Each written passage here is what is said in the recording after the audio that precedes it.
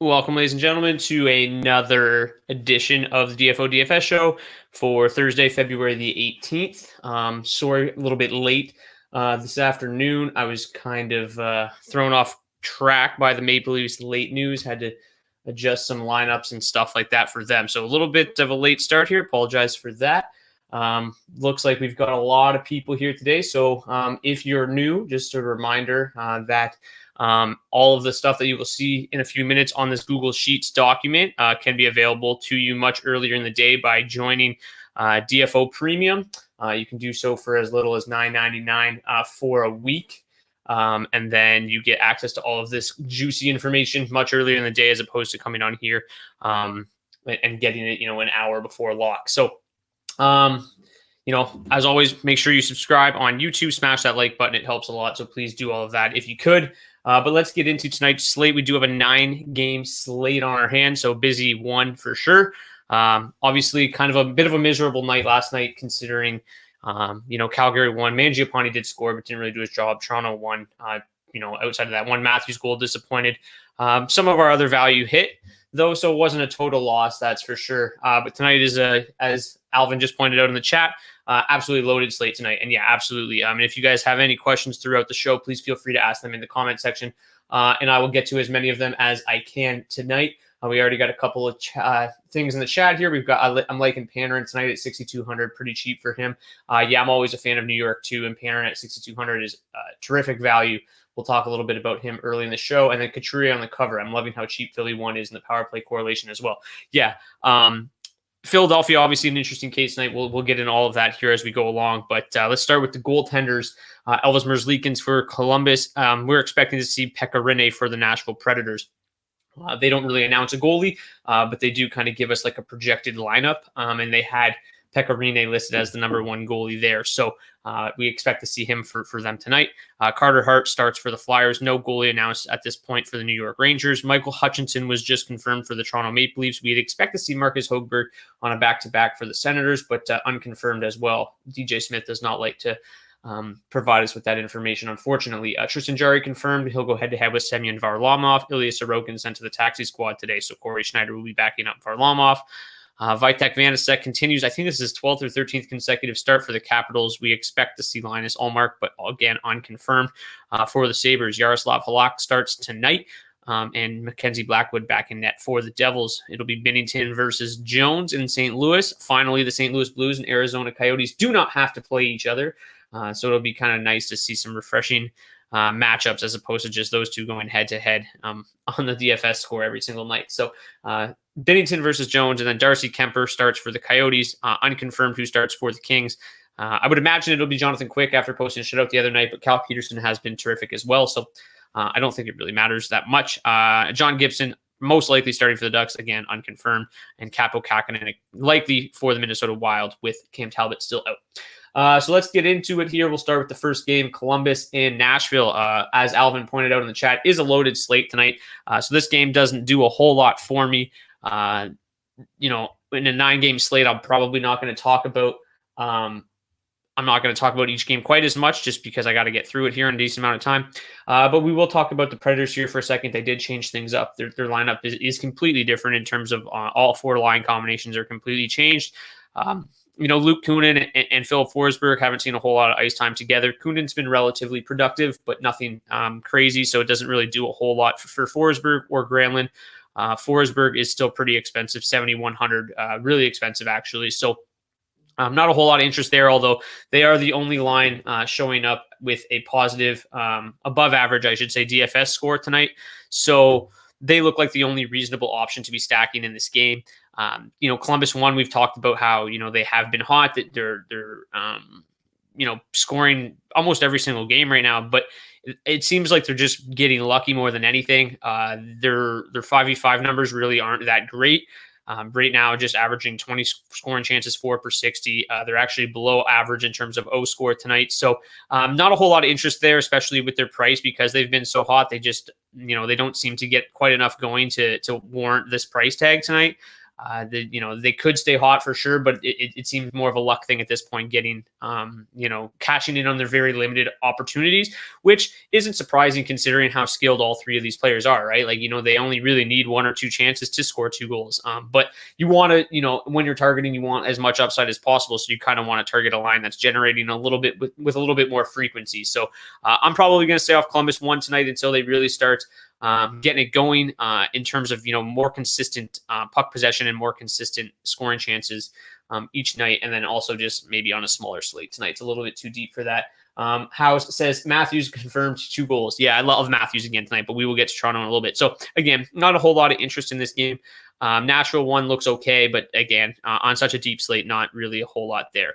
The second game of the night is the Flyers and the Rangers. So the Flyers are going to be without 6 or 7 of the regulars. I know at least 6 of them are going to be missing it. And if we just go right to the bottom here, they're going to be without Claude Giroux, Jakub Voracek, Travis Konechny, Justin Braun, Scott Law, and Oscar Lindblom. Obviously, all key pieces to this roster, so they are extremely shorthanded, particularly up front. James Van Riemsdyk, like Couturier, Joel Farabee as the number 1 line, Raffle Hayes, Abe Kubel as the second line. And then, Bunneman, who's been primarily a 4th-line player for them, bumps up David Cass, Maxim Shushko, who I honestly have never even heard of. Maybe that's bad on me, but Flyers fans might correct me on that. I really don't know a whole lot about him. And Sam Morin, I think it's a second or third game as a forward. So this is troublesome for them. Obviously, it's not a great lineup, but all things, being equal here, it does look like a lineup that is probably going to be pretty focused defensively. They've got a lot of, quality two-way forwards in this lineup. So even though there's, pretty thin, I think it is still going to be relatively difficult for the Rangers to generate a whole lot tonight. The defense remains largely intact. Provorov, Myers, Sanheim, Gostisbehere, Hag, Gustafsson. That's pretty much the 6 regular defensemen at this point. So I still think it's going to be relatively, it's not a spot where it's like, okay, they're super shorthanded, let's stack the Rangers. Although, as I say that, I do have a little bit of interest in the Rangers tonight, particularly their second line with Artemi Panarin. He's expected to be back. It's not confirmed, but it's all signs pointing towards Panarin returning tonight. 6,200 is ridiculously good price for him. Capo Caco all the way down at 2,800. Even with Panarin out and Lafreniere on that line, Caco looks great right now. And we talked about it a couple games ago, last week I believe it was. It was like Duclair. He was snake bitten, and it was only a matter of time before kind of the floodgates open and he started scoring goals because he was generating so many chances and getting so many good looks and just not cashing. And that's kind of been the same with Caco right now. So I really like New York 2 tonight. Again, I know it's kind of, I keep saying it because they look good constantly and they just really haven't paid off for us. So it's kind of unfortunate, but hopefully, tonight's the night. I'm going to keep going back to the well because it's not like they're not generating chances. And with Panarin back, it only improves their potential tonight. In terms of the matchup, they're not going to see it. It's hard to really peg down what the Flyers are going to do tonight with that lineup. The way it is. So we're kind of projecting, no hard matches. I wouldn't be surprised if Zibanejad or if they hard match Couturier against the Zibanejad line a little bit more than what we have projected here at 33%. But you shouldn't, it should be kind of a mix altogether for the Panarin line tonight. So I don't really think, anything that's too worrisome. I would expect any hard matching to come from that Couturier line against Zibanejad and the rest of this Flyers lineup. Albeit, small sample sizes for most of these players for us, but doesn't look great defensively, like not terrible, but not, nothing that's something you'd want to avoid. So meanwhile, the Rangers second line, pretty decent. Definitely the Rangers' best offensive line right now, the way things are going. 26 scoring chances for 10 high danger, pretty solid. The only above average offensive line for the Rangers right now. So again, not a great spot, but given the price point and the fact that, the Flyers are pretty shorthanded, I do like the Panarin line quite a bit tonight. 13,300 full stack. Kako is just tremendous value still if you want to one-off him to kind of round out your lineups. If you want to stack some higher price players and finish it off with Kako, that's completely fine too, just as a one-off. But Panarin as well, I guess I should say too. Like Panarin, terrific one-off play as well, just 6,200 if you can afford a more expensive one-off. Michael says, smash that like button. People, yes, please do. This is one of those situations where you'll see Philly win 7-1, especially with my luck lately. Yeah, I don't really think that's going to happen. The Rangers really haven't been scoring as much as we expected them to this year, but defensively they've been pretty solid. All things considered, like none of these lines are really getting beaten up too bad. Obviously, the Brett Howden line is always atrocious defensively, but they've kind of bumped him to the fourth line tonight. So hopefully, some limited usage there will help the Rangers defensively. But they're going to be without Jacob Trouba tonight, so that is an issue. Their blue line is getting pretty thin. It's definitely a chance. There's definitely an opportunity here for the Flyers to still win this game. This is not really a blue line that looks all that formidable. Maybe with Trouba out, we'll see Adam Fox play like 30 minutes tonight. Who knows? But let's move on here to the third game of the night. We got the Maple Leafs and the Senators. Rematch of last night. So the first game 6-5, last night 2-1. I would imagine we'll see something in between, especially if it's Hutchinson and Hogberg going in the nets. It obviously has the makeup or the look of a higher scoring game with those two in the cages. So obviously Toronto won again, comes out on top. I do have to fix this here because Zach Hyman has been ruled out. So Ilya Mikheyev is most likely to move up into that spot for Zach Hyman. So let's just do that here. And then I would imagine it's Jimmy Vesey moves up into his spot. I'm assuming he's probably minimum price, which he is. That doesn't really change anything for Toronto too. Mikheyev replacing Hyman doesn't change a whole lot, but still a lot of the focus should be on Toronto 1 tonight. Austin Matthews up to 9,000. Crazy expensive. Mitch Marner, 8,300. Even last night, Mitch Marner was only like 19% owned. He wasn't super high owned. I'd expect even of those 19% in a bigger slate and after disappointing with only 1.5 DraftKings points tonight, Mitch Marner will be, really under owned for his skill set. Given that price tag, given his performance last night. So I think that this is a pretty good opportunity to go back to Toronto 1. Matthews will still be popular, but you can get, it's very rare that you'll get Toronto at discounted ownership. I don't know that 100% that is going to be the case. I would imagine Marner will be, a little bit under-owned as, in comparison to normal. But I introduced this power play report yesterday as well. The Rangers do score very well on the power play tonight. So that's just another reason to like Panarin and Strome, particularly on that top power play unit. So Panarin, Strome, and Fox, if you want to put Kakko in there, he doesn't correlate quite as well on the top power play unit with Panarin back. At least I don't think. I don't remember actually what they're. Let me just go back to that Rangers game for a quick second here. So Kakko was bumped back down to the second unit with Panarin back in the mix. But still, Panarin, Strome still in the top unit with Fox. And the Rangers do look like to have one of the best power play advantages tonight. And their top power play unit gets a little bit more usage than average on tonight's slate. So that's just interesting as well. Toronto, they had the best power play advantage last night, didn't come through. Second best power play advantage tonight. And then biggest 5v5 advantage of the entire slate goes to the Matthews line. So obviously a lot of interest there. No reason not to like them. They're just incredible, and it's a really good matchup. In terms of the matchups, let's take a look here. They're expected to see 30, they ended up matching up the Colin White line, up against the Colin White line a little bit more last night, which sucked away a lot of Colin White's value. That Dadonov White line is something we've been targeting quite a bit. It looks like the Leafs kind of woke up to that and put the Matthews line out there a little bit more against them. So that being said, tonight it shows that Ottawa won a little bit higher on the score tonight than Ottawa 2, but Ottawa 2 is still generating a ton of chances at 5v5. Where are they here? Obviously, the Senators really good at 5v5 altogether. All the top three lines look like they can produce. The problem is that the Matthews line is just terrific. So whoever goes up against that Matthews line is going to have a lot of difficulty tonight. So if it is the Colin White line, similar to what it was last night, then that would put Ottawa 1 as the favorite to play from the Ottawa side tonight. I mentioned Brady Kachuk as a really good cash game play last night. The same is true tonight, 6,500. His shot volume, is second to none. He really just fires everything at the net, so it provides a really, really stable floor. Josh Norris correlates with him very well in the top power play unit as well. So a little bit of interest in Ottawa 1 with Michael Hutchinson in net. But I think I'll still maybe go back to the second line, White and Dadonov specifically as a mini stack. With Brandstrom, they're just super cheap. Brandstrom disappointed last night, big time, but just 2,800 tonight. So they're super cheap still. With Hutchinson in net, they might only need a couple of chances to pay that off. So I do like Ottawa 2 again tonight. I prefer Ottawa 1, but at the value of Ottawa 2, it's a little bit better. Best min price punt for cash. Beauvillier, Bratt, Moore, or someone else. Great show as always. Okay, I will get to that for sure. Toronto 1's price is crazy. Absolutely, it is.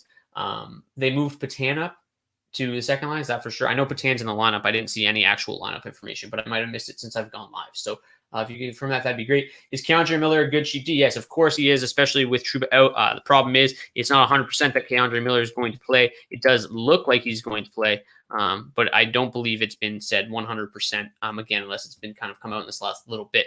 So let's move on here to the fourth game.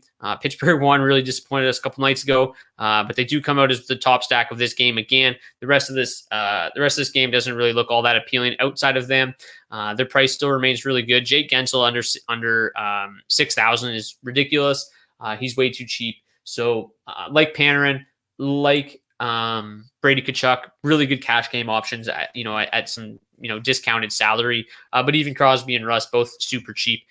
From a matchup perspective, they're expected to see mostly the Barzell line, but a good mix of the third and fourth line from the Islanders as well. If we look there, the Islanders have been pretty good defensively, as you might imagine. You've got Barry Trotz at the helm.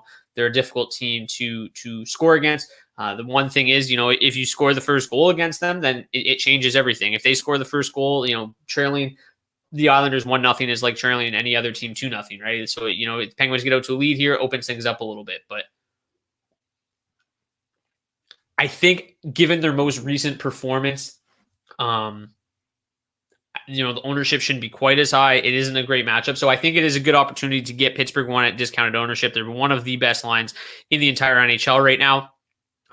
This O score is absolutely terrific. So it's not like the Islanders are super scary.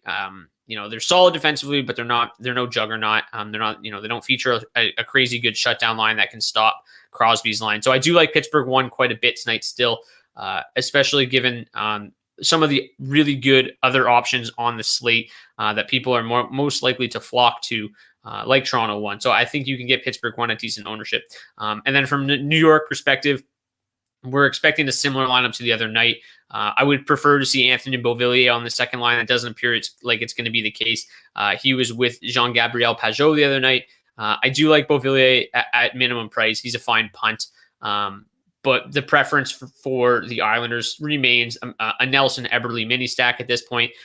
And from the matchup point of view, they're expected to see the majority of the middle six for the Penguins, which is, anybody. Basically, you just need whoever's playing against the Malkin line. Whoever's going to see the most minutes against the Malkin line is the only line that you want to target really at 5v5. So the Malkin line, the most of the majority of the Nelson line's minutes are going to come against Malkin in comparison to the other lines. Are going to see a little bit more of the other two lines. So the Islanders' second line still looks like the best option tonight in a matchup with the Penguins, and they should take advantage of Malkin. Both of these power plays do not look to have very, they both come out with a negative power play score tonight. So it doesn't look like a very good game to really target. But again, I think that getting Pittsburgh at lower ownership is always a pretty decent option. The Capitals and the Sabres is a bit of a strange game. Both power plays look okay. I don't really know what to expect from the Sabres. They've been just so dog shit since coming back from the break. I don't even know 100% what their lineup is going to look like. It does look like Jeff Skinner is going to be off that top line. So it was Tage Thompson last game. This is what we have projected for now with Olofsson, Eichel, Tage Thompson. They are going to get, they've activated some bodies from the COVID-19 reserve list, but it doesn't look like they're all going to come back tonight. Lazar looks like the only one that's going to come back up front. Montour, the only one coming back on the blue line. Ristolainen stays out. So, the Capitals are coming off probably their most complete game of the season against the Penguins, and the Sabres just have nothing going for them right now. So it looks like an opportunity to kind of just stay away from the Sabres tonight again. Jack Eichel, 7,900, probably too expensive for what he's been doing since the break. In terms of the matchups, I guess, Buffalo's expected to go head to, Eichel and Ovechkin are expected to go basically head to head with each other tonight. The Ovechkin line's been pretty good defensively. The Eichel line's been pretty good defensively. So they should just saw each other off. Not a whole lot of advantages either way. It just doesn't look like a great game. It looks like it'll be pretty low event. The Sabres, really have been pretty good defensively so far this season outside of that who is it? Cody Eakin line.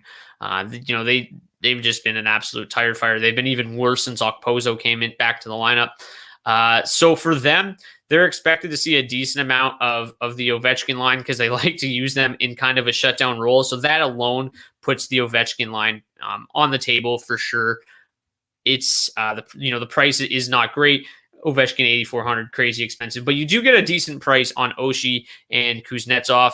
You'd like if Kuznetsov was still in that top power play unit. He is not, which is kind of unfortunate. So given the price of Kuznetsov and Oshie, I do have a slight lean towards Washington one tonight. Just hopefully they, their numbers aren't great, but hopefully they can take advantage of that Cody Eakin line in their about, what did I have it at? 31% of the ice time they're going to see against them. And then from the other side of the coin here, just really no interest in Buffalo tonight. They just look like absolute dog shit. So if they come out and they just burn me tonight, that's fine.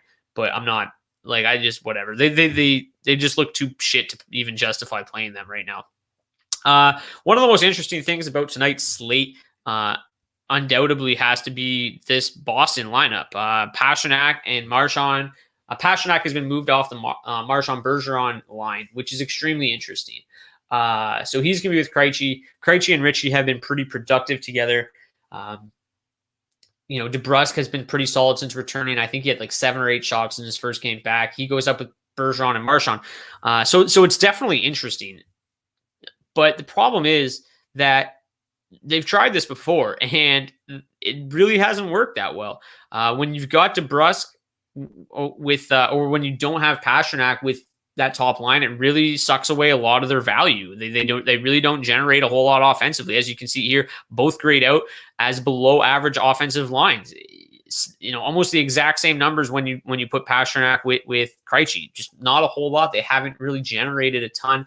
I think there will be some ownership here because you can play Pastrnak. You can stack Pastrnak with his even strength line for like a reasonable price for the first time ever. Normally, Boston one's crazy expensive, but you don't get the same upside without him playing with Bergeron and Marchand either. But I do think that it is interesting to play Boston to, Ritchie at 4,300. His price is coming up, but he's been really good almost night in and night out. He's kind of made it look less like a flash in the pan and more like something that is sustainable. Krejci at 4,900. So this is a line you can stack for, you're never going to be able to stack, Pasternak's line for under 19,000. It's just a shade over 18,000. So I think it is interesting.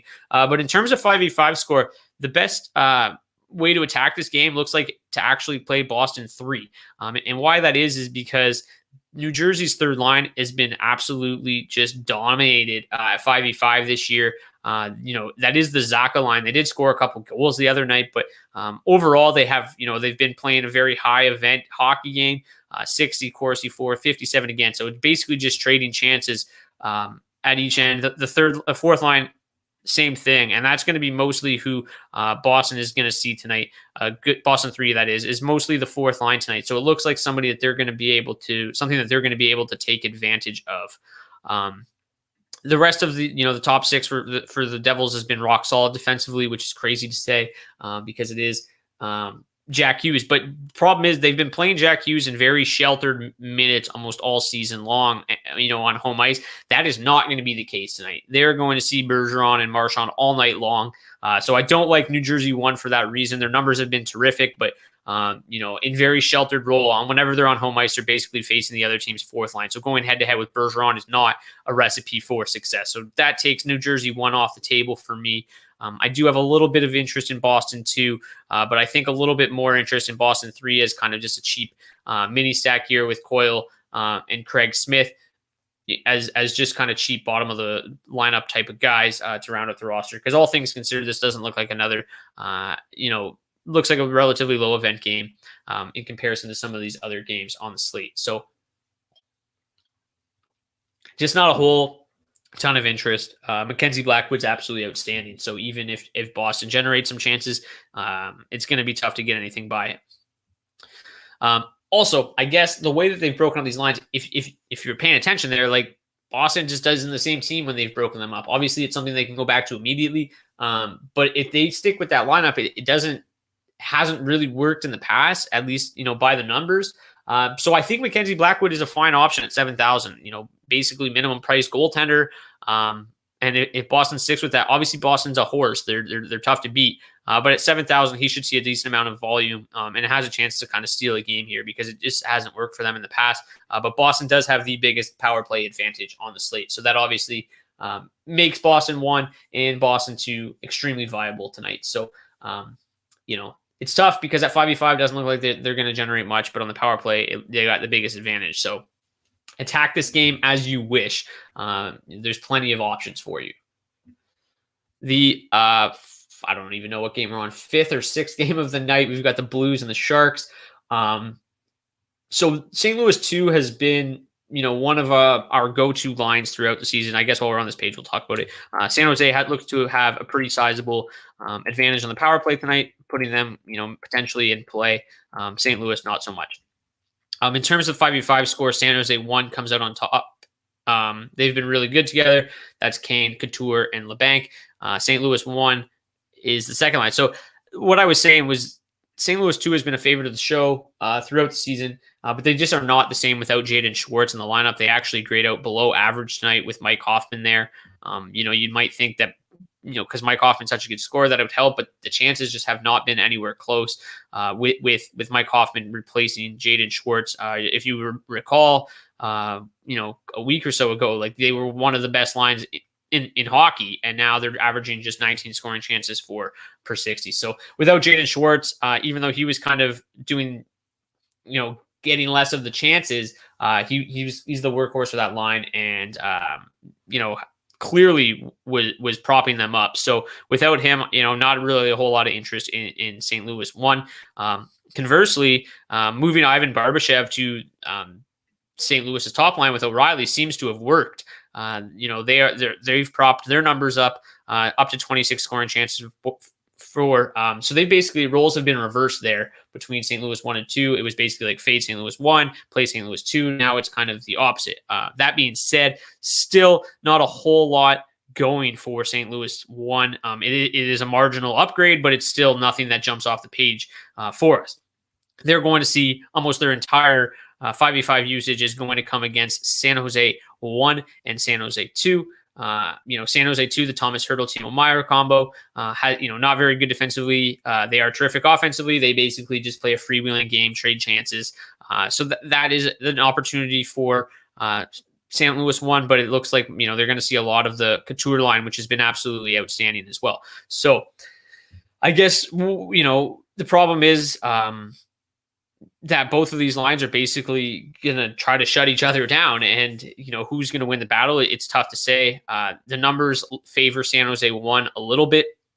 The one thing that's also going for them is that Colton Parayko is out for the Blues, so their blue line is not nearly as formidable tonight. So San Jose 1, just given the numbers, they look terrific. 3.44 expected goals for per 60 is the highest on the entire slate. 15 high danger chances is one of the highest rates on the slate. So not the greatest matchups, but without Jaden Schwartz in the lineup, St. Louis 2 has been giving up a fair bit more offense. So it definitely looks like an opportunity where San Jose 1 can capitalize on a shorthanded Sharks team. So they should come at extremely low ownership. They're a nice contrarian option tonight, I think. And if we just want to go back here and talk about the prices, Kane pretty good at 5,700. Couture's been red hot, 6,300. LeBanc seems to have snapped out of his early season funk at 4,200. So you get him at a pretty good price as well, and definitely going to be a low-owned contrarian option on tonight's slate. LeBanc scored his first goal in 10 games, had 4 shots in back-to-back games. So looks like a decent option tonight. Gibson or Blackwood for cash. Oh boy. Okay. So just to remind you guys, I don't play a ton of cash. But let me marinate on that one for a bit, because I don't know what to expect out of Minnesota tonight. We'll get to that game in a minute, and then I'll have a better idea. Arizona and the Kings. So Arizona won, if you guys haven't been paying attention and you haven't been watching this show, is one of my favorite lines in all of hockey. And they've been one of the best lines in all of hockey. So tonight, they look like one of the best options. And what's kind of intriguing, it's a positive, I think, and a negative. The positive is that the price is so high that the ownership should be low on this big slate. But the negative is that they're so high, their price is so high that it's hard to fit anything else really of quality with them. So it's kind of a catch-22 with them tonight. I do like them quite a bit, but I don't know if I like them, enough to have to fade some of these other really top options. So if you're building multiple lineups, I definitely have a lot of interest in Arizona 1. If you're only building one lineup, it is going to be tough to play them with some of these other top lines. But if you're somebody that likes to go contrarian and play lower owned lines, lower owned stacks, then Keller, Schmaltz, and Garland is your play tonight, I think.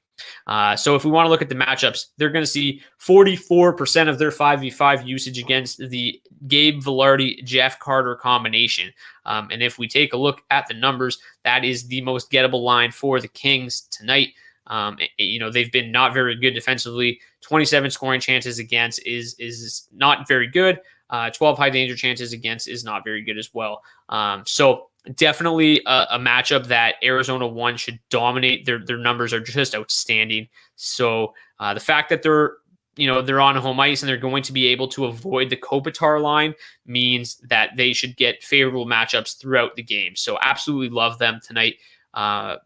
On the other side of the coin, the Kings top line has been playing pretty well. Their underlying numbers aren't that great, though. So it's not something I'm chasing, especially on a big slate. I don't think any of you guys probably don't have a ton of interest in them. They have been garnering a decent amount of ownership, though, which is a little bit surprising.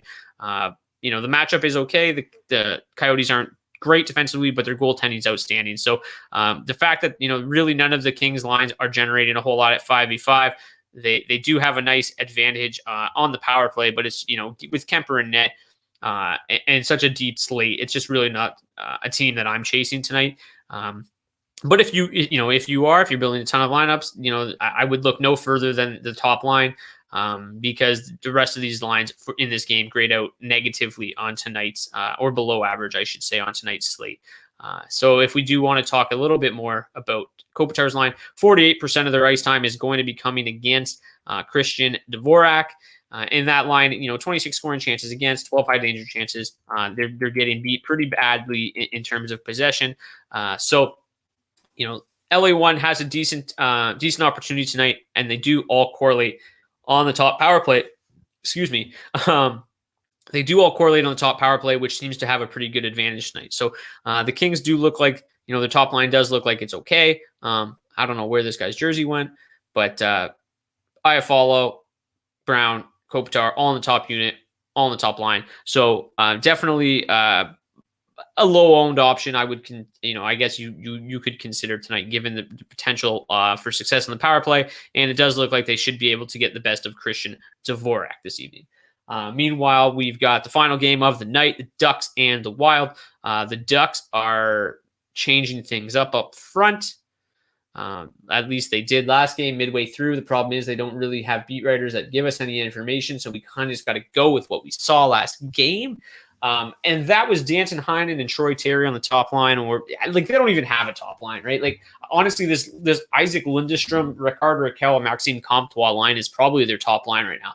They've been getting the majority of the usage night in and night out. So, out of respect, I always list Ryan Getzlaf first. But, if you look at the game logs, it probably is more that Lindstrom line as their top line. But regardless, Danton Heinen and Troy Terry with Getzlaf, Comtois, Rakell, Lindstrom stick together. Henrik Steele, Silverberg on the third line. The Minnesota Wild also made a ton of changes, changed all four lines today. So after one game on the fourth line, easing him back in the lineup, Matt Zuccarello getting top line duty tonight. He'll be with Joel Eriksson Ek and Kevin Fiala. Getting Zuccarello and Fiala together looks like a recipe for success. Real good playmaker, real good shooter. But Minnesota really not getting a whole lot going offensively, so it's going to be tough to really gauge what's going to go on here. Parise, Bukestad, Kaprizov back together, and then Johansson kind of filling in for Eriksson Ek in between Greenway and Foligno. They will get Jared Spurgeon and Ian Cole back in the lineup tonight, but they're going to keep Dakota Mermis and Kalen Addison in there. I guess they liked what they saw out of those top two pairs, they said, in the first game together, so they're going to kind of keep things the same. Meanwhile, power play, bit of a guess because they didn't run them this morning. We could see Spurgeon and Suter together on the top power play unit again. I'd imagine that bumps Jordan Greenway from the top unit, but it doesn't. Again, we aren't 100% sure. So from a 5v5 perspective, Minnesota 1 grades out the best. Eriksson Ek and Fiala have had a decent amount of success together in the past. In terms of the matchups, they are going to see mostly the Lundestrom line and the Getzlaf line, and pretty gettable. The Ducks are brutal defensively. They have been for the majority of the season. It's not like the Wild are outstanding offensively. They can be in some nights. They looked absolutely rusty in their first game back. So, I think that the way that this lineup is constructed, the fact that you can get Matt Zuccarello in there with Eriksson Ek and Fiala at minimum price, it is intriguing. The matchup is definitely good. The second line appears to have a pretty sizable advantage as well. That is Parise, Bukestad, and Kaprizov. Their numbers together have been okay, generating a lot of high danger chances, not really a whole lot. I would definitely prefer this top line. The second line, they are generating an okay amount of chances, but if we look at the Corsi for and against, it's relatively low event, not a whole lot going. And then the third line is completely useless without Joel Eriksson Ek, so don't even consider it. The top line really looks like the only one that I would be interested in targeting. You could potentially throw in Kaprizov to get some power play correlation, but that's why we got the power play report. Minnesota does have an okay advantage. They're above average in terms of the power play tonight, but nothing that stands out, nothing that you're going to go out of your way to target. So I think I would probably just stick with even an Eriksson Ek Fiala mini. If you want to throw Zook in there because he's minimum price, that is a completely reasonable option as well. On the other side of the coin, the Ducks, the only line that grades out with a positive score tonight is their top line. Heinen and Getzlaf have had a decent amount of success together. Like I said, they're going to see kind of a mix. Everybody except for that Bukestad line for them. But Heinen and Getzlaf have had some success together. They're generating a whole lot towards the opponent's net. They are generating 30 scoring chances, 4 per 60. So these lineup changes does look like something that could pique the interest. But the fact that Spurgeon and Cole are back, the fact that the Wild were pretty happy with their decor in last game, they're a tough team to play against. They're getting back to full health, so the Wild aren't usually a team that I target. Getzlaf and Heinen doesn't do enough for me that it's gonna be okay, let's attack the Wild tonight. So from this game, probably Minnesota 1 is kind of the only thing that I'm really going to. I'm going to go to. Why are teams' O score different from the score on the first page? Oh, so this is just their offensive score. So this is basically just taking into account all of these numbers, their Corsi for, their expected goals for, their scoring chances, and their high danger chances, and then they're ranking them against the rest of the lines on this slate in terms of offense. And this is their defensive score. So then this is taking in all their defensive numbers and running them against the average of on this entire slate to find out who the above average offensive lines are and above average defensive lines. So that's just basically all of these numbers baked into one simple number in terms of offense and defense. So teams in the red here mean that they're good at defense and not lines that we're going to want to target. Teams in blue on this side are lines that are good at offense and that we want to try to target if they have a good matchup. This score takes everything. So it takes in the matchups, their offensive numbers, who they're going to play against, how many minutes they're going to play against them, who they're going to play against, and bakes it into one simple number. So this is the overall 5v5 score. This is an offensive score and defensive score. Hopefully that helps. But then to go back to the Gibson or Blackwood for cash, I still don't really know. They're pretty similar to me. I think probably Gibson. Blackwood is a little risky for cash. I think Blackwood's a really good GPP option because he's not going to be very high owned in a matchup with the Bruins. So I like Blackwood a little bit more for GPP. Gibson probably a little bit safer for cash, but neither one of them are elite targets tonight. If I had to pick between New York and Philly, who do you think New York has a chance? Because Philly have been on break and Philly is far superior. Trying to pick a goaltender. So I would pick. I think the Rangers win this game. They haven't looked great, but I'm not interested in playing Philadelphia tonight. I am interested in playing Rangers too. So if I had to pick a goalie from that game, it would be Shesterkin if he gets the start. I don't like Georgiev quite as much, but 7,400 is a really good price against a shorthanded Flyers attack. So I do have a decent amount of interest in the Rangers goalie if it is Shesterkin. Georgiev is fine. He's just not as good as Shesterkin. I would imagine they stick with Shesterkin. He looked really, really good the other night. In terms of the rest of the goaltenders on this slate, I think Shesterkin, if he starts, is among my favorites at 7,400. I think Vanacek is really good. He's just been outstanding. Buffalo just, they can't score. They've been getting shots on net, except for the third period against Islanders a few nights ago. But Vanacek looks really good at 8,100. There's definitely got to be some interest there. It's a game that they should definitely win. I also really like Darcy Kemper at 8,000. I just don't think the Kings win this game. I really think the Coyotes are one of the best teams that nobody really seems to care about. And Kemper is one of the best goalies in the league. So Kemper is my favorite goalie on the entire slate tonight. He is 8,000. Vanacek's really good at 8,100 as well. In terms of the mid price, I would have to go Shesterkin if he starts. Georgiev is still fine because Georgiev is actually $200 cheaper. He's 7,200, so it makes it even easier to play. And then in GPP, I think Blackwood's a fine play at 7,000. He's just outstanding. And the Bruins, the way they've shaken things up, just don't look like they're quite as dangerous. So those would be my goalie picks from FanDuel. Vanacek at 7,600, Binnington at 7,500, Gibson 6,900. So Vanacek at 7,600 out of that group for sure. Okay, so let's talk about defenseman. I got to be completely upfront with you guys. It was a completely busy day today, so I haven't even had a chance to sit down and build my lineup. So I haven't had a chance to go through the defenseman with a fine-tooth comb as I normally do. But if you're playing Arizona 1, you got to love what Chychrun's been doing this year. Tons of shots, tons of blocked shots, tons of points as well. 11 points in 15 games.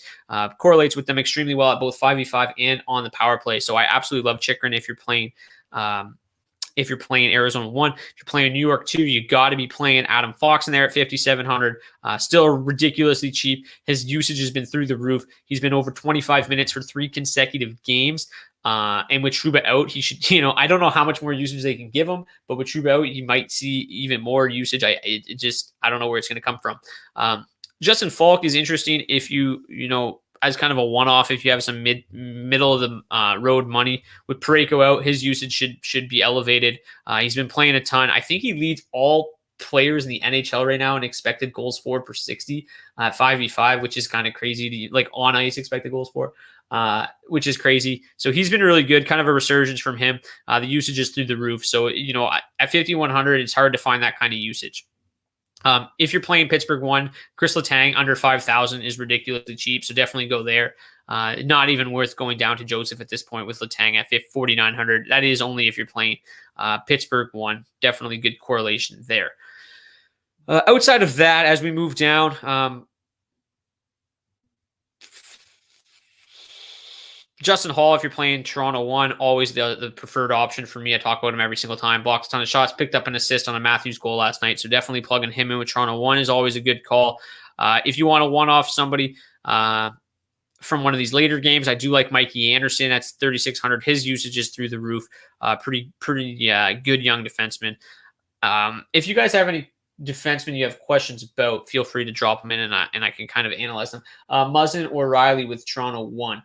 Muzzin, no, probably Riley just for the power play correlation still, but if you can't afford it, Muzzin's fine. Hole is just as good too. Keandre Miller, obviously a good option if he plays, which it does look like he's going to.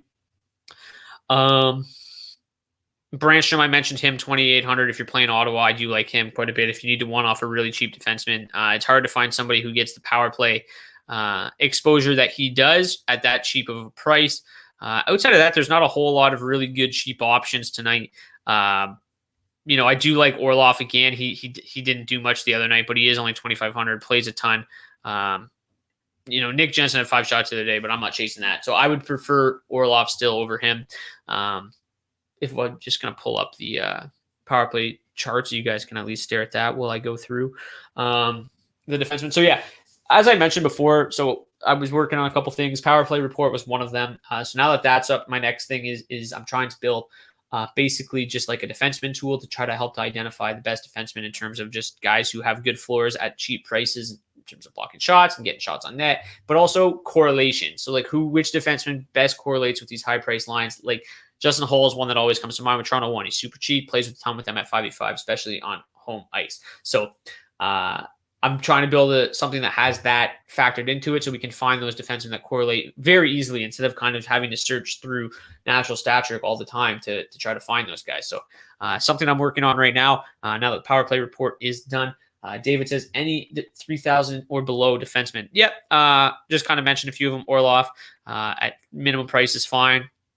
My favorite is still going to be, where did he go? Brandstrom at 2,800 is still my favorite. Although, obviously he didn't do a whole lot the other night. Last night, I should say, but I still do like him quite a bit. If you want to get weird and hope that he does something in his debut, Sami Vatanen at 2,900, super cheap for his skill set. He's not under 3,000, but Keandre Miller is right there as well. I think Phil Myers is always a guy we got to talk about too in terms of punting defenseman. Blocks a ton of shots, gets some on net every single game. He's only 3,100 as well. So there are definitely a lot of options out there. Scott Mayfield's always a favorite as well. He just blocks a ton of shots too. He's 3,200. So tons of guys at the bottom there. Obviously, my preferred option is to try to pair them with lines that I'm playing. But if you can't, there's a bunch of guys down there that you can kind of just one off and kick around. Like Pierre Joseph is still a fine option if you can't afford Letang. I don't mind him at all. The usage is coming down a little bit, but so I would prefer to play Letang. But if you can't, that's completely reasonable. John Moore, good punt. Yeah, John Moore is always a guy who's not bad. He's only 2,500 as well. He's okay. He did play 23.5 minutes the other night. Grizzlick's out still. Zaboral's out. So if he sees 23 minutes again at 2,500, then yep, I do like John Moore as well. Last question, your favorite 3 offenses tonight, like in terms of teams or stacks? I can kind of answer both those questions, I guess. So if we want to just take a look really quickly at the overall top stacks of the night in terms of 5v5 score, Toronto 1, obviously Pittsburgh 1, Arizona 1. So I think my favorite teams to target tonight, like obviously I have a ton of interest in Toronto 1. It's impossible not to. My second favorite would probably be Arizona 1. I just absolutely love that matchup. And I love that I'm probably going to get them at pretty good ownership. I wish you could tell me what Pittsburgh 1's ownership is going to be because I would like them a lot. But I think I think I'm just going to go back to Ottawa. I really do. I think Hutchinson is terrible. So I think that game has the chance to be like 4-3. So going back to Ottawa for me is completely fine. Whether it's 1 or 2, it's all going to be depending on who they're paired with. But I do like both of them. Ferraro, your man crush, a little high at 4,100. He is a little high at 4,100. He's not bad, though. I do have a man crush on him. But at 4,100, it is getting a little too pricey. But if you have 4,100, it's hard to really beat him. He's super, super consistent. And with the lack of defensemen that they have in that lineup right now, he is going to play a ton. So I think he is going to get I think he's a little too pricey. I want to see him come back down under 4,000 before I really start targeting him again. But he's not terrible. So yeah, I think that's that for today's DFO DFS show. I guess before I go here quickly, I'm just going to take a quick peek at how many games there are tomorrow, because if there is not too many. Okay, so there's 4, so that's a pretty good slate. So yeah, I'll be back tomorrow. I'll do a show because it's a Friday. It might be a little bit earlier in the day because it's a 4-gamer. I should be done all my day-to-day stuff a little bit earlier. So keep an eye out on Twitter. I'll let you guys know if it is going to be earlier. Probably if it is, it'll be around 3:30, 4 o'clock because it's a Friday and we got shit to do. But anyways, that has been this edition of the DFO DFS show. So again, if you guys could, please smash the like button on YouTube, subscribe if you haven't already. All that stuff helps us a ton. And if you want to get access to any of the stuff that you saw on today's show, you can do so by joining DFO Premium for as little as $9.99 for a week. Best value would be to join it for the year because it carries over into next year as well. But you can also just join for $19.99 for the month. So obviously that's a better deal than paying weekly. So I would suggest you do that. Join for the month. You get access to all this stuff much earlier in the day. You can, instead of just like trying to memorize everything I've said throughout today's show, you can kind of comb through it as you go. The other thing that I find super helpful is, if you want to play late slates, you can kind of delete some of the, you can make your own copy and delete some of the teams that played earlier, and then gives you a better idea of who to target in the smaller slates, turbos or the lates, anything like that. And then we also have a Discord channel where we just talk DFS all day long. Any breaking news and warm-ups I provide in the Discord channel as well to make sure you make all those late swaps. So please smash that like button, join DFS Premium, come be a part of that community and win some cash with us. Good luck to everybody tonight. Build some good lineups. Okay, Andre Miller is out. See, I told you. I knew he wasn't in for sure, and now he's out. But yeah, hope you guys, Columbus goaltender, yes or no? I don't love it. Like, I think that you can do better. The Predators have struggled offensively, so I don't think he's out of play. But at 7,800 Merzlikins on DraftKings, I think you can do better, for cheaper. But he's fine at 7,800 if you love the Miggy jersey. Yeah, that's my boy. Detroit sports. We suck ass right now, but gotta support. But anyways, see you guys tomorrow for a little bit earlier show. Good luck tonight. Build some winning lineups, and see you guys tomorrow.